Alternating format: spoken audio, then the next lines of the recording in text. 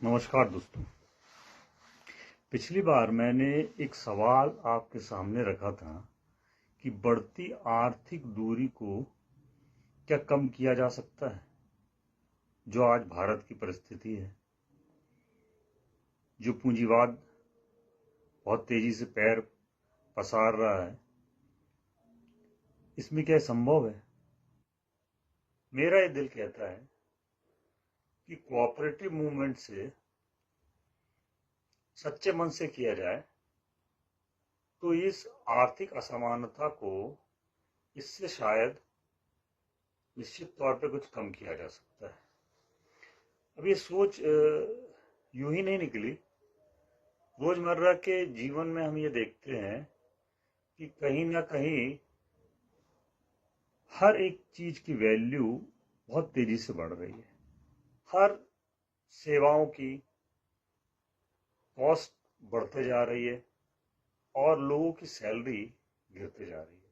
इसी बीच मेरे एक मित्र हैं, उन्होंने ये बताया कि उनका बेटा और उसके 7 दोस्त मुंबई मिलकर जा रहे हैं और वहां पर वो एक फ्लैट ले रहे हैं, साथ रहेंगे, साथ जॉब की तलाश करेंगे। यहाँ जॉब का संबंध मेरा ये है कि वो कोई स्टार्टअप करना चाहते हैं जिसमें वो सातों मिलकर काम करें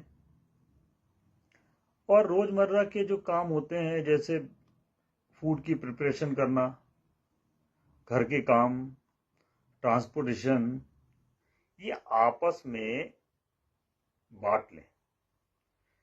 कोई भी सर्विसेज को हम बाहर से ना लें।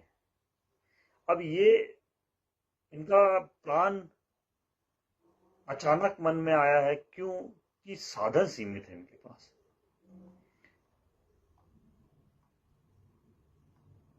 तो मुझे ये लगा कि वास्तव में यही तो है कोऑपरेटिव मूवमेंट का एक छोटा हिस्सा, जो अभी निश्चित तौर पे बहुत छोटा दिख रहा है, लेकिन यदि इसको बढ़ाया जाए, इसको कोऑपरेटिव सोसाइटी के रूल एंड रेगुलेशंस के सहारे इसको वो रूप दिया जाए, तो ये संभव है कि आने वाले समय में उन बच्चों को कोई और दिक्कत भी नहीं आएगी।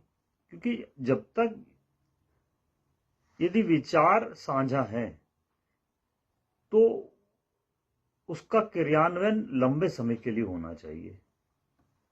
अभी मेरी उनको कोई सलाह नहीं है, ये क्योंकि ये वाकया मेरे सामने आया तो मैंने आपके सामने रखा कि देखिए, जाने अनजाने वो बच्चे वही काम कर रहे हैं जो समाज की नीड है।